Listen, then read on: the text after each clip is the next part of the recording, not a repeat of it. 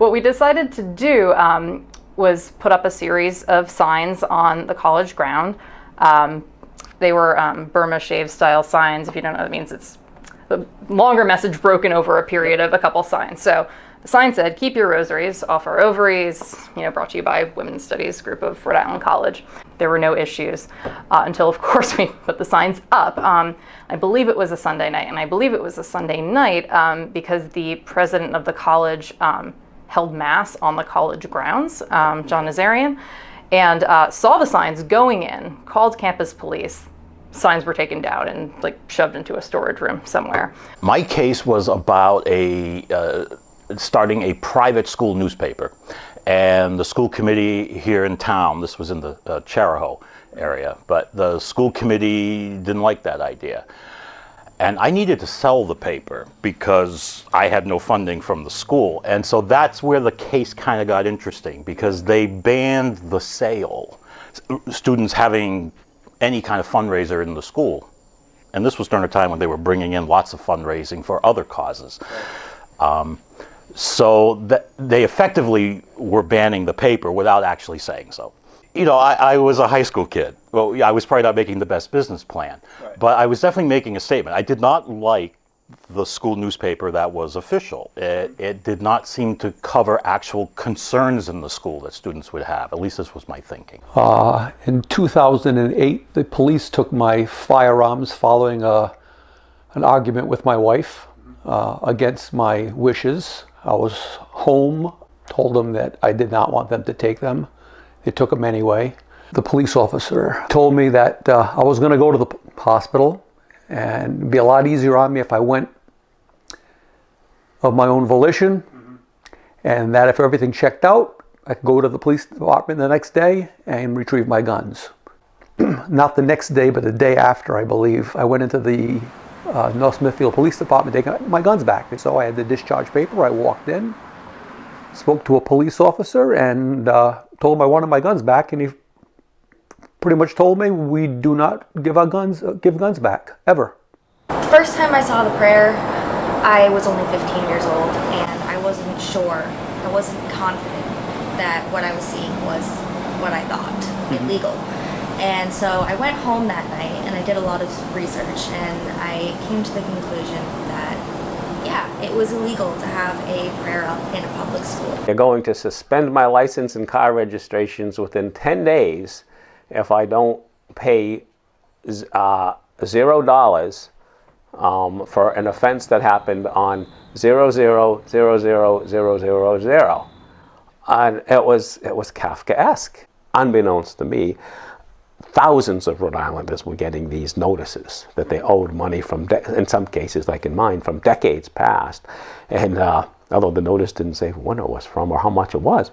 The case itself was one part of our strategy overall to try to put pressure on decision makers and stop the high-stakes testing regime that we had in Rhode Island.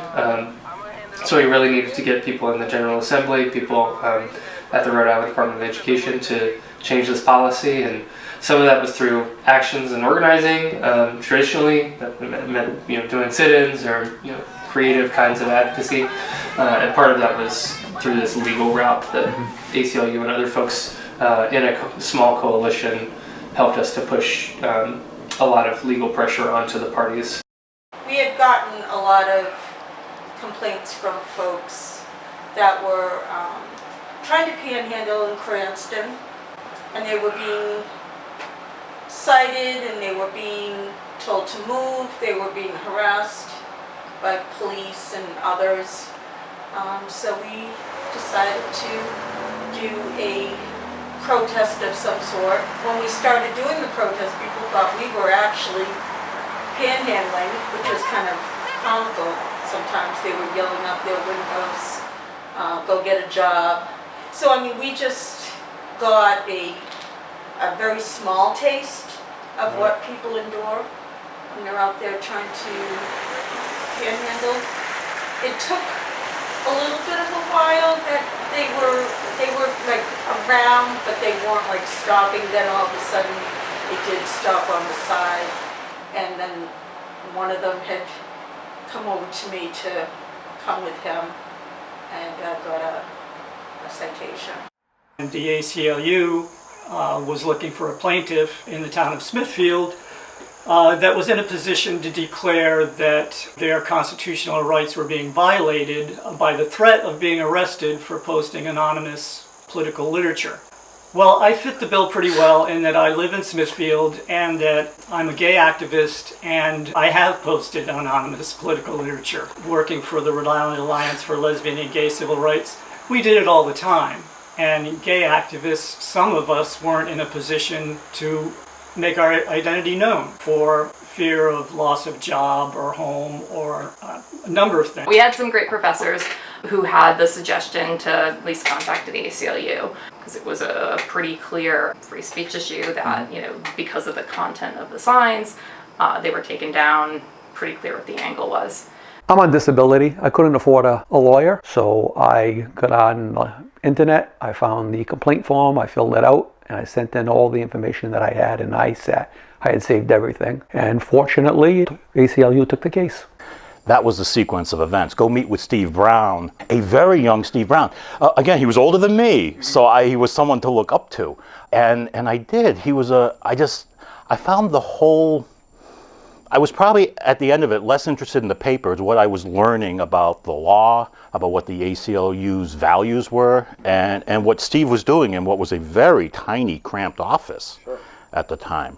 I mean, I remember going up an elevator that had an elevator person. Steve Brown from the ACLU had seen me on the news and had been following the issue, and he reached out to me after getting my email, and he said, if the school committee votes to keep the prayer up, which we all know would be illegal, Right. would you like to take the issue to court and have us represent you there? And after that last meeting where they did vote, I decided yes. Nice. I wanted to do it. So I was talking to this woman at the Department of Motor Vehicles. She's a hearing officer, and they have these hearing officers who aren't lawyers, but they're listening to your case and determining whether your license is going to be suspended. I was kind of started to argue with her. I said, well, I'd like this hearing. And she said, okay, but in the meantime, your license will be suspended. So I broke out my flip phone to call Steve Brown. I said, I'm going to call the ACLU. She got really upset. She said, no cell phones in this office. And I said, well, where does it say that? She reaches under her desk and pulls out this piece of cardboard with a plastic wrap around it and sets it up. There's no cell phones allowed. I'm like, come on. So it really never had occurred to me that the law, that courts were something that were accessible to me as a person. Never gave it any thought.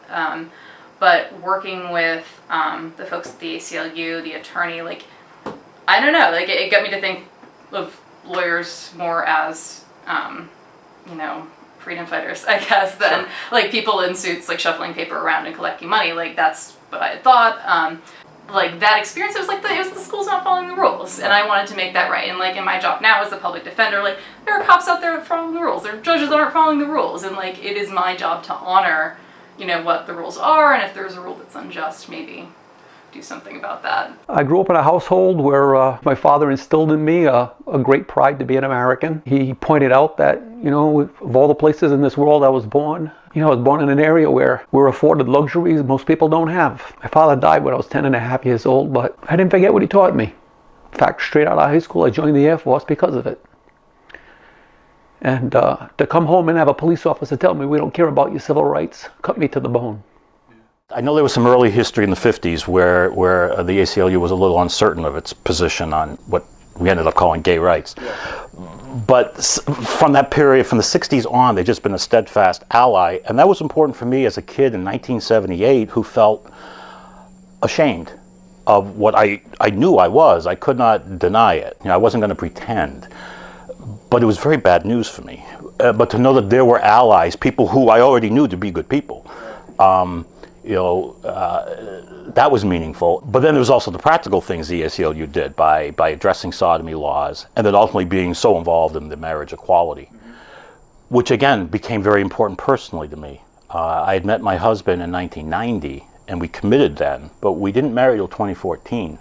And 2 years later, he was diagnosed with dementia, and he's passed now just 6 months ago. If I wasn't married to him, I could not have cared for him the way I was able to. And I did. I went all in, and I suspended everything to do that care. But we weren't legal strangers as we were for most of our relationship. And so it mattered. It mattered on a lot of levels. I think that the importance to me is to give notice to officials anywhere who are in a position of power, not to abuse that power, and not to succumb to the temptation of political mischief just because it feels good to humiliate somebody that embarrassed you in a political race. To me, that's the importance of the work. You know, it's a small case, it didn't get much attention, but it might give notice to town councils or school committees or police departments that there are people watching and that we do have the rule of law still behind us, at least in this case, of free speech. Well, it was great to have the ACLU have our back and have the people, you know, that panhandle their back, you know, because these kinds of cases, panhandling, sex offenders, these are all unpopular topics. People don't want to talk about them because it reminds them of the problem of poverty, and people can't find housing. People have to do what they have to do in order to survive. So I think it was great to have the ACLU have our back, right, and everyone else's. I think the ACLU has always done a really good job of monitoring the different issues that are happening across the state and making sure that if there's a chance that they can support, that they're there and ready to help. So I can't even pinpoint an original moment in which, you know, we reached out to them or they reached out to us. It felt like they were always part of the team together with us, pushing on this and doing the necessary research from the beginning and pulling in the different advocates that were necessary to pursue this legal angle to stop high-stakes testing. It was such a relief. My private attorney is saying, you know, just pay the $75, and the ACLU is saying, no, you know, we're here to help. That's positively Kafkaesque, and we have to get to the bottom of what's going on. So, you know, I really had to commend, you know, the ACLU for having my back, because there's no way I was going to lay out $12,300 in attorney's fees to fight a potential $75 charge. One of the things I remember most vividly about everything that happened to me at that age was getting a phone call from Steve Brown. It was in January. It was later in the day, and he said, "Hey Jess, I just talked to the judge, and I wanted to tell you first that we won our case." And I think I probably shrieked a little bit, you know, every now and then I'll hear from someone telling me that they're studying the case in class, and that's always really awesome. Anytime I hear in the news about the ACLU doing something for someone else, I feel proud